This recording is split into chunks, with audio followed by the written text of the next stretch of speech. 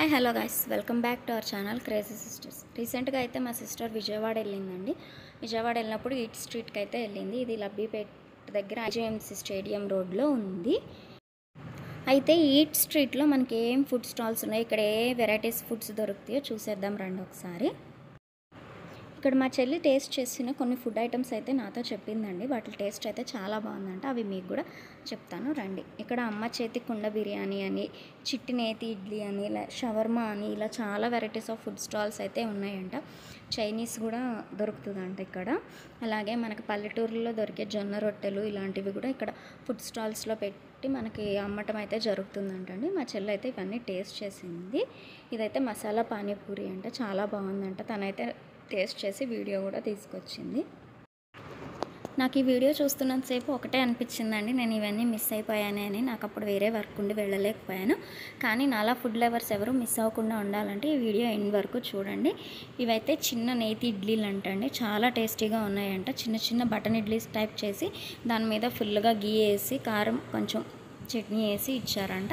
ఇదైతే హైదరాబాద్ బిర్యానీ అంటండి. ఇవే కాకుండా ఇక్కడ మనకి బొంగు బిర్యానీ, కుండ బిర్యానీ ఇలాంటివి కూడా దొరుకుతున్నాయంట. మా సిస్టర్ వాళ్ళ ఫ్రెండ్ బర్త్డే ఉంటే రీసెంట్గా వెళ్ళొచ్చింది అనమాట. అప్పుడు పార్టీ చేసుకోవడానికి వెళ్ళారు వాళ్ళు ఈట్ స్ట్రీట్కి. ఇప్పుడైతే బిర్యానీస్లో చాలా వెరైటీస్ ఆఫ్ బిర్యానీస్ అయితే వచ్చినాయండి. హనీ బిర్యానీ అని, రాయలసీమ బిర్యానీ అని, మట్కి బిర్యానీ అని, పాట్ బిర్యానీ అని, పేర్లు కూడా చెప్పడానికి రానన్ని బిర్యానీస్ అయితే వచ్చినాయి అనమాట.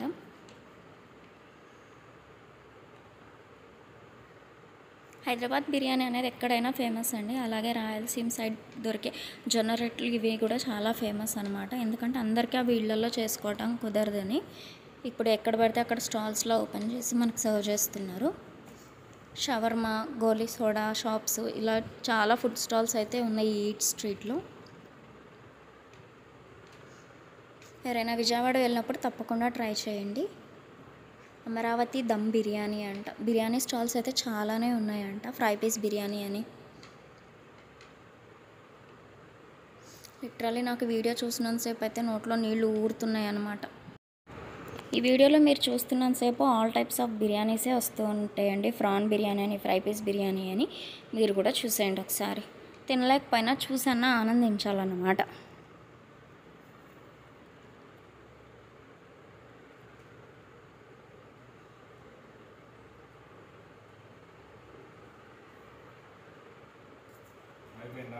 బిర్యానీ స్టాల్స్లో అన్న పని చేస్తే బాగుండండి, రోజు బిర్యానీ తినొచ్చు చక్కగా.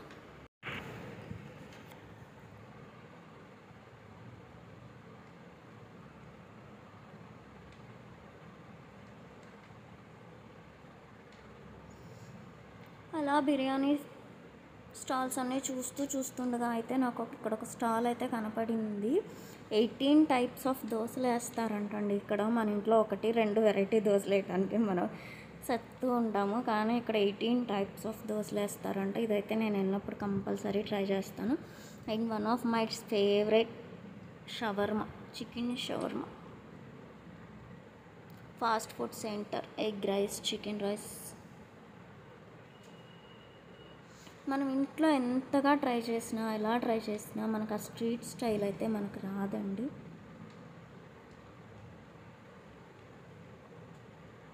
మీరు కూడా నాలాగా ఫుడ్ లవర్సేనా? కుండ బిర్యానీ, హనీ బిర్యానీ చూస్తున్నారు కదా అండి, బిర్యానీ పేర్లు అయింది. ఇక్కడ one more shawarma point. Bandar బాదం మిల్క్. ఫుడ్ తినటం కంటే ఫుడ్ స్టాల్స్ పేర్లు చదవటం వల్లే మనకి ఎక్కువగా కడుపు నిండిపోతుంది అనమాట.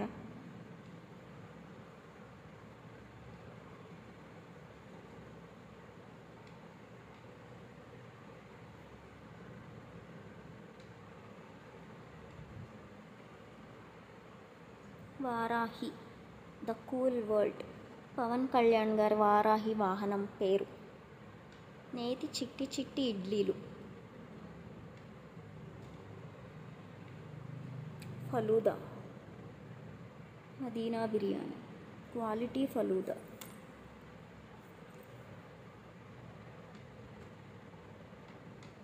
తాజ్ ఫలూదా. ఫుడ్ స్టాల్స్ పేర్లన్నీ గుర్తుపెట్టుకోండి, మీరు ఈట్ స్ట్రీట్కి వెళ్ళినప్పుడు బాగా ఉపయోగపడుతుంది. ఇక్కడైతే వన్ ఆఫ్ మై ఫేవరెట్ అండి, చికెన్ లాలీపాప్స్. అన్ని స్టాల్స్ తిరిగి చూసిన తర్వాత మా సిస్టర్ వాళ్ళైతే టేస్ట్ చేసినవి ఏంటో ఇప్పుడు చూద్దాం మనం.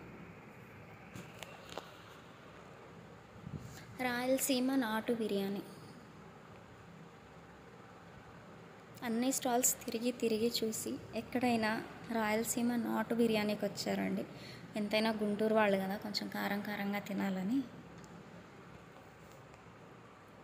And next falooda.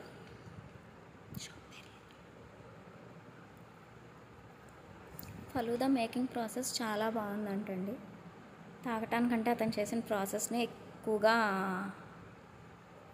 ఇంట్రెస్ట్ పెట్టి చూసింది మా సిస్టరు, తెలుస్తుంది.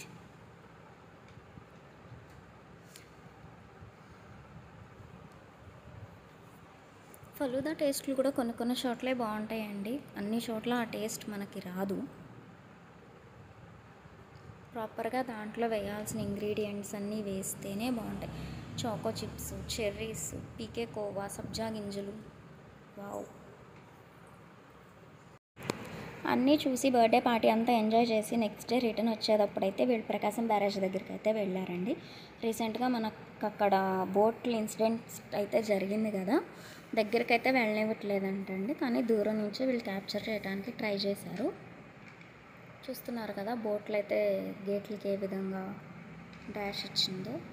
వరద అయితే చాలా వరకు తగ్గిపోయిందండి, కానీ విజయవాడ దీని నుంచి తొందరగా తేరుకోవాలని మనస్ఫూర్తిగా కోరుకుంటున్నాను.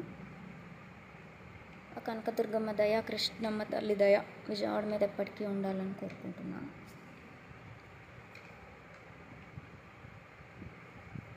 ఓకే ఫ్రెండ్స్, ఈ వీడియో కనుక మీకు నచ్చినట్లయితే please like, share, comment and subscribe to our channel crazy sisters.